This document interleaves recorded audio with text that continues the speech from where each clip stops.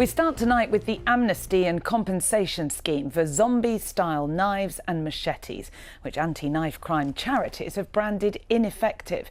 In 1 month's time, it'll become illegal to possess, sell, manufacture and transport the weapons. Until then, people can receive £10 per knife, up to a maximum of £30. They can hand them in at several police stations, including Brighton, Crawley and Eastbourne. However, campaigners say they don't believe it'll result in a big reduction in knife crime, as James Lewer reports. Martin Cosser is clear what matters most to him now, after tragically losing his son Charlie in a fatal knife attack last year. We should never be in a position where it just becomes normal to hear of another stabbing or another young life lost. That needs to change. His energies are laser focused on attempting to stop more families from losing a loved one. He's also adamant the latest amnesty scheme announced by police won't have the desired effect. Can you see some of these hardened criminals going to their local police station or filling out one of these forms to send it back to the Home Office, OK, to get their 20 or 30 quid, giving over their personal details? Come on. You only need to look historically. It's failed twice. So why are we doing the same thing over and over again and expecting a different result? We're not going to get one. Stay where you are! Officers are stepping up efforts to get these zombie knives off the streets. Weapon out!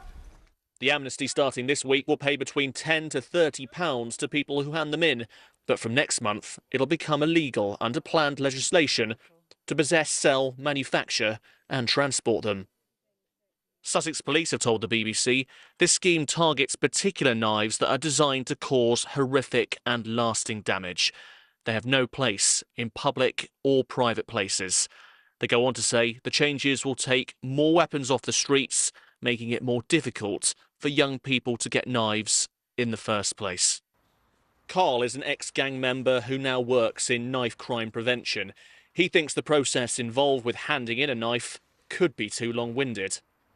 I don't think young people will feel comfortable with handing these knives in at a police station because they might, even though it's an amnesty, they might feel that they might get arrested for doing so. We can only hope, even if one young person hands a knife, and at least that's one more off the streets.